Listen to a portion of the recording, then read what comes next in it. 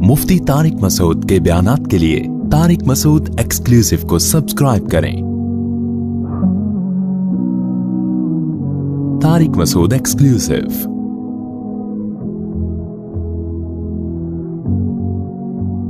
कितनी बड़ी से बड़ी टेंशन हो ना, टाइम सबसे बेहतरीन मरहम है, ये खूब याद रखो।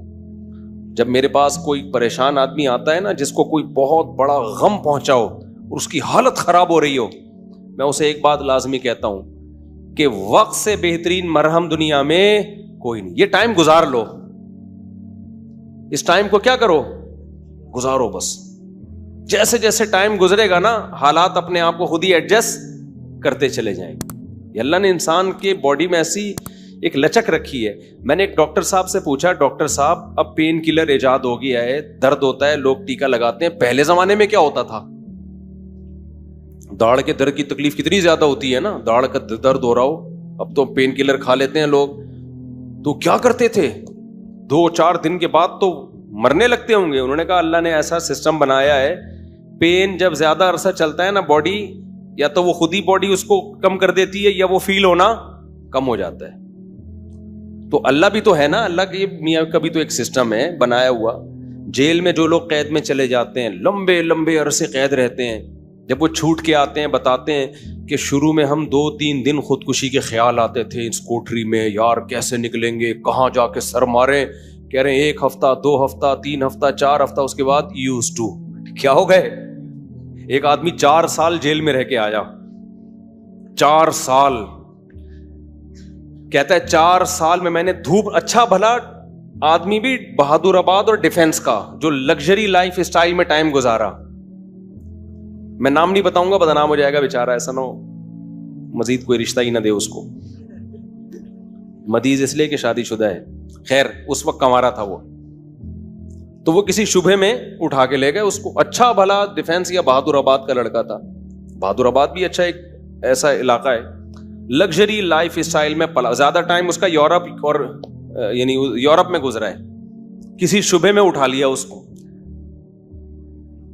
4 साल उसने धूप नहीं देखी। कह रहा मैं जब अंदर गया हूं ना, एक पप्पू फैमिली का, बर्गर फैमिली का बच्चा अंदर गया तो क्या हाल, लेकिन कुछ चीजें सुनी भी थी, उलमा की तकरीरें, कुछ सब्र से मुताल्लिक, कुछ एक कि भाई जब मुसीबत अल्लाह की तरफ से आती है उसमें अजर अल्लाह की तरफ से। भाई कसूर तो नहीं था उसका, अब ये तो अल्लाह की तरफ से मुसीबत है। नबी सल्लल्लाहु अलैहि वसल्लम ने फरमाया एक कांटा भी चुभता है ना, उस पे भी अजर मिलता है। अल्लाह थोड़ी गाफिल है, हर चीज आजमाइश है हमारे लिए। खूब समझ लो, इत्तेफाक से कुछ भी नहीं हो रहा।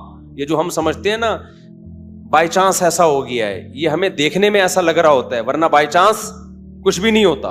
जो कुछ हो रहा है अल्लाह के इरादे से हो रहा है। खुशी भी पहुंच रही है अल्लाह के इरादे से, गम भी पहुंच रहा है अल्लाह के इरादे से। तो नबी ने फरमाया कि जिसको खुशी पहुंचती है ना मुसलमान को, काफिर को खुशी पहुंचती है, कहते बाय चांस, ये हो गए, मेरी लक है। वो लक कहता है इसको, लक है। एक दफा मैं एक डॉक्यूमेंट्री देख रहा था, ये जो करोड़ों स्पर्म होते हैं ना जो मां के रहम में जाते हैं, जिनमें से एक को अल्लाह सेलेक्ट करते हैं इंसान बनाने के लिए। तो डॉक्यूमेंट्री में किसी गोरे ने लिखा हुआ था कि आई वन दिस मैच, यानी करोड़ों खरबों में मैं ये मैच जीत गया। ठीक है, ओ भाई तू नहीं जीता है, ये सिलेक्शन किसकी है? अल्लाह की है। वो कह रहे हैं भी बाय चांस हो गया कि मैं पैदा हो गया। बाय चांस कोई भी नहीं होता, सब किसका इरादे से हो रहा है? अल्लाह के। अल्लाह ने तुझे पैदा करने के लिए कमबख्त सेलेक्ट किया है, और अल्लाह फिर कह रहे हैं नहनु खलकनाकुम, हमने तुम्हें पैदा किया, हमारा एहसान है, तो अब उस एहसान का बदला दो।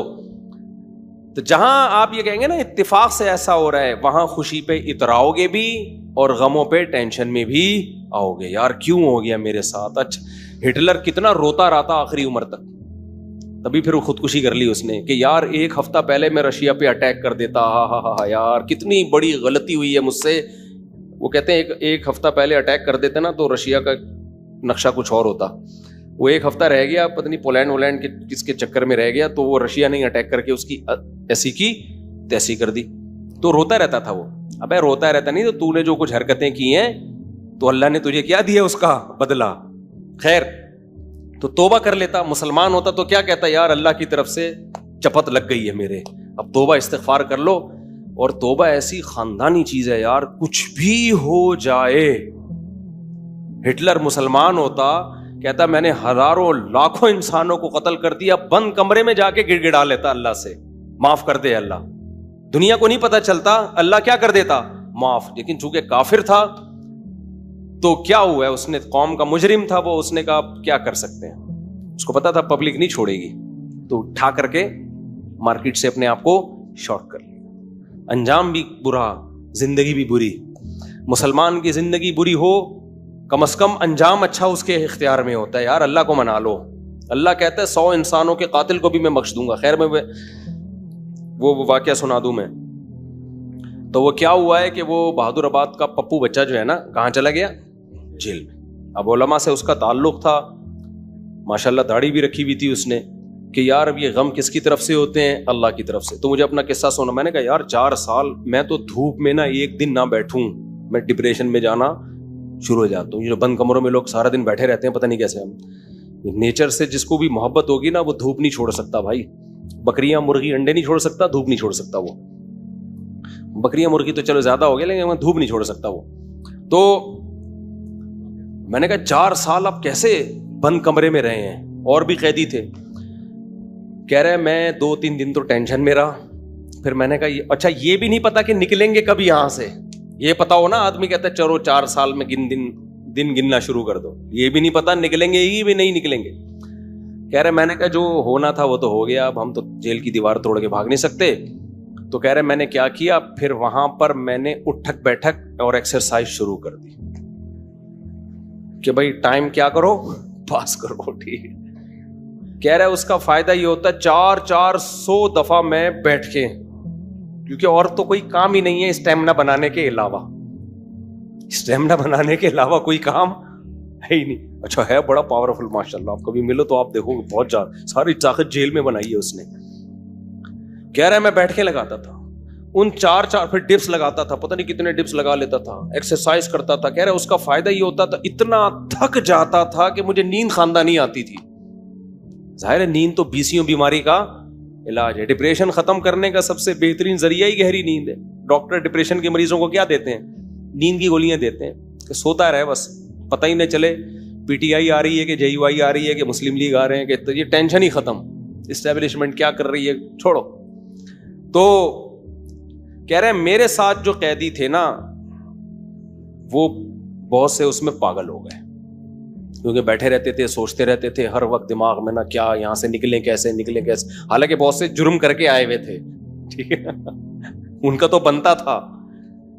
تو کہہ رہے 4 سال کے بعد رہائی کا فیصلہ ہوا. کہہ رہے ہم جب باہر نکلے تو پھر دنیا جنت لگی. پھر اب اس نے 4 شادیاں استغفر اللہ کی ہیں. تو خیر کی ہیں, واقعی 4 کی ہیں. کہہ رہے اس سے مجھے پاور کیا ملی. کہہ رہے ہم تو مجرم تھے نہیں, ہم جب باہر آئے نا ہم نے کہا اچھا یہ ہوتا ہے, ٹوٹل سزا کیا ہے, کچھ بھی کر لو یہ ہے. تو کہہ رہے میرے اندر اتنا اسٹیمنا پیدا ہو گیا دنیا میں کچھ کر گزرنے کا. آپ کو پتا ہے جیل ہمارے مجرم بناتے ہیں, جیل میں جا کے نا اسٹیمنا بڑھ جاتا ہے مجرم کا, سمجھ رہے ہو. ایک تو اس کو یہ پتا ہوتا ہے آئندہ اس طرح سے کام کرو گے تو پکڑے ہی نہیں جاؤ گے, اس طرح سے کیا تھا تو پکڑا گیا تھا نا, اب یہ والی غلطی نہیں کرنی. تو اس لیے شریعت میں جیل کی سزا نہیں ہے, شریعت میں ہے کہ اسی وقت نمٹا دو. چوری کی ہاتھ کاٹو, چلو بھائی نکل پتلی گلی سے, شاباش. ہم کیا کرتے ہیں چوری کی جیل, تو کہتا ہے یار اس دن وہ CCTV کیمرہ دیکھنا بھول گیا تھا میں, آئندہ تھوڑا خیال کروں گا. پھر وہاں سارے چور ہی بیٹھے ہوتے ہیں, کوئی نیک آدمی تو آیا نہیں ہوتا جیل میں. تو چور آپس میں ان کی کیا ڈسکشن ہوگی, وہ تہجد کی باتیں تھوڑی کریں گے. وہ ابھی تو نے کیا کرتا ہے, وہ میں نے اتنے بندے مار دیے, آپس میں ان کا گینگ بنتا ہے. پھر آپس میں نمبر ایک دوسرے کے ساتھ وہ شیئر کرتے ہیں کہ جب باہر نکلیں گے تو پھر دیکھتے ہیں ہم. اور 4 سال میں 10 سال میں کیا کچھ ہوتا ہی نہیں ہے, تو کچھ کرنے کی صلاحیت ان میں ویسے ہی ختم. وہاں جا کے کوئی یہ تھوڑی کہ وہ ماسٹرز کر رہے تھے یا PhD کے اسکالر بن کے باہر آئے, یا کوئی انجینئرنگ مکمل کر لی, اب باہر جاب ملے گی. 4 سال 8 سال زندگی کے بہترین ان کے ویسے ہی برباد ہو گئے. اب ان کے پاس کمانے کے لیے چپل چوری کے علاوہ اور کوئی راستہ ہوتا نہیں ہے. یا باقی چوریاں ڈکیتیوں کے علاوہ کوئی راستہ ہی نہیں ہوتا ان کے پاس. تو نظام اتنا گندا ہے, اس لیے اسلام نے سزا رکھی ہے, اس میں ادھار نہیں رکھا. قصاص ہے, ثابت ہو گیا کہ بھائی اس نے بندہ مارا ہے, فوراً پکڑ کے وارثوں کے حوالے کیا جائے گا, بھائی تمہارا باپ مارا ہے, تم بتاؤ کیا کرنا ہے. اب وہ فیصلے میں دیر کر رہے ہیں تو اس دوران جیل میں بند کیا جائے, بھاگ نہ جائے. جیل میں اس کو تمام سہولتیں دی جائیں گی, بھائی یہ بندہ ہے بھاگے گا نہیں, جلدی 1 ہفتہ ہے آپ کے پاس, فیصلہ کرو, گردن اڑانی ہے یا اس سے بارگیننگ کرنی ہے. تو بارگیننگ میں جو ٹائم لگ رہا ہے اس دوران جیل میں رہے, ایک الگ بات ہے. 1 آدھ ہفتہ سعودی عرب میں ایسا ہی ہوتا تھا, آپ کا پتہ نہیں کیا ہو رہا ہے. قصاص اب 1 ہفتہ, اس کے بعد سر قلم کرنا ہے, چلو بھائی اڑا دو سر اس کا. سر نہیں قلم کرنا, پیسے لے کے چھوڑنا ہے, پیسے لے بھائی, اور جو بھی رہن کے طور پر اس کی پراپرٹی رکھوائی, چل بھائی نکل, ختم. ہماری عدالتوں پہ بوجھ کتنا ہے دیکھو, 20 سال پرانی فائلیں جج کے پاس پڑی ہوئی ہوتی ہیں. اسلام میں قصاص ہے. دانت توڑ دیے, ٹائم نہیں ہے بھائی, کون سا والا دانت توڑا, یہ والا, اب بتا دانت توڑنا ہے اس کا. دیکھو نبی صلی اللہ علیہ وسلم کی خدمت میں کتنا زبردست واقعہ ہے. حدیث میں آتا ہے حضرت انس رضی اللہ تعالی عنہ کی جو پھپھی تھی نا, کس کی؟ حضرت انس ابن مالک کی پھپھی. حضرت انس نبی کے خادم تھے.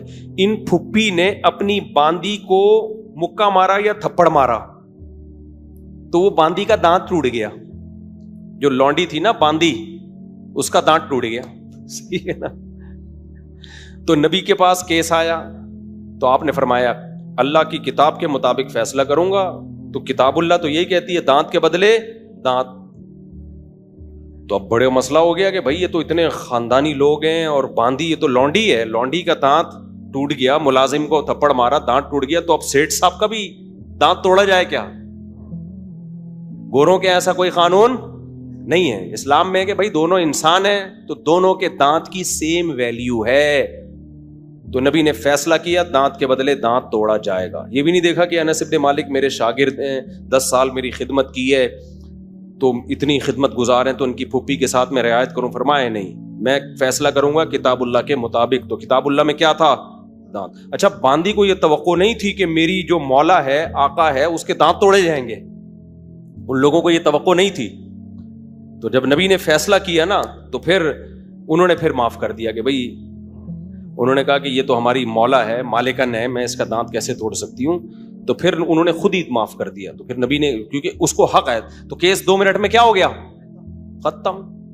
اگر انگریز کی حکومت ہوتی یا ہماری پاکستانی حکومت ہوتی, اب تک چل رہا ہوتا وہ کیس.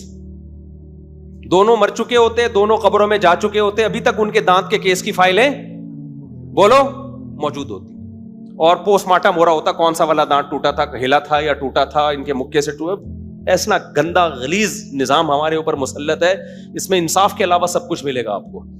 تو اسلام نے کیش سزائیں رکھی ہے, ٹھک ٹھک ٹھک کر کے, کہ بھائی تھپڑ کے بدلے میں کیا ہے؟ تھپڑ. تو قصاص کا نظام رکھا ہوا ہے اللہ میاں نے بڑا زبردست. وَكَتَبْنَا عَلَيْهِمْ فِيهَا أَنَّ النَّفْسَ بِالنَّفْسِ وَالْعَيْنَ بِالْعَيْنِ وَالْأَنْفَ بِالْأَنْفِ وَالْأُذُنَ بِالْأُذُنِ وَالسِّنَّ بِالسِّنِّ وَالْجُرُوحَ قِصَاص. کیا زبردست آیت ہے. اللہ فرماتے ہیں ہم نے لکھ دیا ہے, آنکھ کے بدلے آنکھ. کسی نے تمہاری آنکھ پھوڑی ہے, تم کورٹ میں جاؤ گے, جی اس نے آنکھ پھوڑی ہے, یہ ثابت کرو گے, دلائل سے ثابت کر دیا, کورٹ کہے گی تو بھی پھوڑ دے اس کی یہ والی آنکھ. البتہ یہ کام ڈاکٹر سے لیا جائے گا, ویسا نہ ہو پھوڑنے پھاڑنے میں کچھ اور ہی نہ پھوڑ پھاڑ دے, اتنا لمبا چھورا مارے کہ پیچھے سے ہی نکال دے. تو اس میں ماہرین سے مدد تو لی جائے گی, لیکن یہ ہوگا بھائی آنکھ ضائع کی ہے تو تمہاری بھی آنکھ ضائع کی جائے گی. دانت توڑا ہے, سن بسنی, دانت کے بدلے دانت. سمجھ رہے ہو؟ تو یہ پوری قرآن نے ڈیٹیل بیان کی ہے. یہ ہوتا ہے انصاف. اٹ از کالڈ انصاف. اس میں جس نے جرم کیا شراب پی کے آیا تھا یا بغیر شراب کے کیا ہے, اس سے کوئی فرق نہیں پڑتا. یورپ امریکہ میں ہوتا ہے پی کے آپ نے دانت توڑ دیا تو کہتے ہیں سزا ہلکی ہے, کیونکہ آپ پیے ہوئے تھے, آپ کو ایکچولی پتہ نہیں تھا کہ میں کیا کر رہا ہوں. اسلام کہتا ہے پینا یہ آپ کا ہیڈ ایک ہے, جو جرم پینے کے بعد ہوگا آپ کو اس کی پوری پوری سزا ملے گی. تبھی اسلام میں احناف کا یہ موقف ہے کہ شراب پی کے طلاق دے دی تو ہو جائے گی. آپ یہ نہیں کہہ سکتے کہ میں نشے میں تھا, ہو جائے گی طلاق. کسی حدیث سے نہیں ہمیں پتہ چلتا کہ نشے میں طلاق واقع نہیں ہوتی, خوب سمجھ لو. تو اگر شراب کسی نے خود پی ہے تو وہ اس کا ایسا نہیں ہے کہ اپنے تصرفات اس کے کالعدم ہوں گے, تو بندہ مارے گا. شراب پی کے بندہ قتل کر دیا نا تو شرابی سے قصاص لیا جائے گا. حالانکہ قصاص تو ایسی چیز ہے جو شبہے سے بھی ساقط ہو جاتی ہے. سمجھ رہے ہو؟ دیکھو ایک مثال دیتا ہوں. آپ نے ڈنڈا گھمایا, کسی کے سر پھوڑ دیا, وہ مر گیا, تو قصاص نہیں ہے, آپ کو قتل نہیں کیا جائے گا, دیت دی جائے گی. وجہ اس کی یہ کہ اس میں اس بات کا امکان تھا کہ ہو سکتا ہے یہ قتل نہ کرنا چاہ رہا ہو, غلطی سے بندہ مر گیا ہو. جیسے موسیٰ علیہ السلام نے تھپڑ لگایا تھا قتل کرنے کی نیت سے تھوڑی, تو وہ بندہ ہی مر گیا. اب اس میں قصاص تھوڑی ہے بھائی, ہم نے جان کے تھوڑی مارا ہے. تو ڈنڈے میں اس بات کا امکان ہوتا ہے کہ بھائی ویسے ہی پتھر مار رہا ہو تو قتل کی ارادہ نہ ہو. آلہ جارحہ جسے کہتے ہیں نا, جو قتل ہی کے لیے بنے, بندوق ہے, چاقو ہے, اس سے کوئی مارے گا تو قصاص ہے. سمجھتے ہو کہ نہیں سمجھتے؟ ہاں, ڈنڈے سے کسی نے مارا اور دلائل سے پتا چل گیا کہ اس کی نیت ہی قتل کرنے کی تھی, وہ ایک الگ بات ہے. لیکن نارملی جو ہے نا, جب قتل کے لیے آلہ جارحہ کا ہونا ضروری ہے. اب مسئلہ یہ ہے, میں بات ہی پتہ نہیں بھول گیا جو بتانا چاہ رہا تھا. یہ میں نے ڈنڈے والی مثال کیوں دی ہے؟ ہاں دیکھو, میں بتانے کا مقصد یہ تھا کہ ذرا سا بھی شبہ آ جائے نا کہ پتہ نہیں اس کی نیت قتل کی تھی یا نہیں تھی, تو اس کا فائدہ کس کو ہوگا؟ قاتل کو. اس سے قصاص نہیں لیا جائے گا, کیونکہ ہو سکتا ہے یہ قتل نہ کرنا چاہ رہا ہو, غلطی سے بندہ مر گیا ہو, یہ تو سر پھوڑنا چاہ رہا ہو, خالی تھپڑ مارنا چاہ رہا ہو. لیکن شراب پی کے کسی نے بندہ مار دیا نا چاقو سے یا بندوق سے, یہاں شریعت قاتل کو فیور نہیں دیتی. حالانکہ یہ زیادہ فیور بنتا ہے, یار اس کی نیت تھوڑی تھی, تو پی کے ٹہل رہا تھا. تو احناف یہی کہتے ہیں, امام حنیفہ, کہ جب قاتل کو شراب کے بعد اتنا سا فیور نہیں دیا جا رہا, حالانکہ اس کا دماغ کام نہیں کر رہا, تو طلاق تو قصاص سے کم درجے کی چیز ہے. اس میں اگر کوئی پی کے طلاق دے گا نا تو ہو جائے گی. سمجھتے ہو؟ کیونکہ اس کے اس جرم کو فیور نہیں دیا جائے گا اس پہ, کیونکہ پی کیوں تو نے.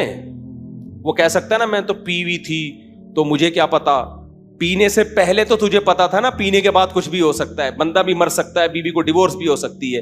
یا ایک مشہور سوال ہے کہ پی اس نے, سزا بیوی کو کیوں دے رہے ہو؟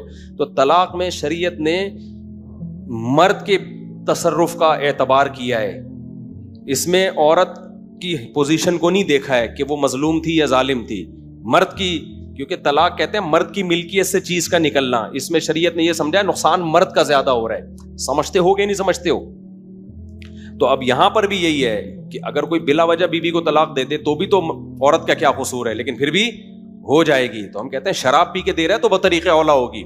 تو آج کل بہت زیادہ ہو رہا ہے, اور پھر لوگ فتوے دائیں بائیں سے لے آتے ہیں کہ جی وہ فلاں نے, سعودیہ کے مفتی نے فتویٰ دیا ہے طلاق نہیں ہوئی چونکہ پی ہوئی تھی, فلاں نے فتویٰ دیا. آج کیا ہوا ہے, ایک آدمی نے کھڑے کھڑے بیوی کو 6 طلاقیں دی ہیں, سب نے یہاں کے مدارس نے فتویٰ دیا, طلاقیں ہو گئی ہیں. سعودیہ کے کسی مفتی سے لائیو ویڈیو کال پہ بات کی, اس مفتی نے بولا کہ میں کسی فقہ شقہ کو نہیں مانتا, کوئی طلاق نہیں ہے.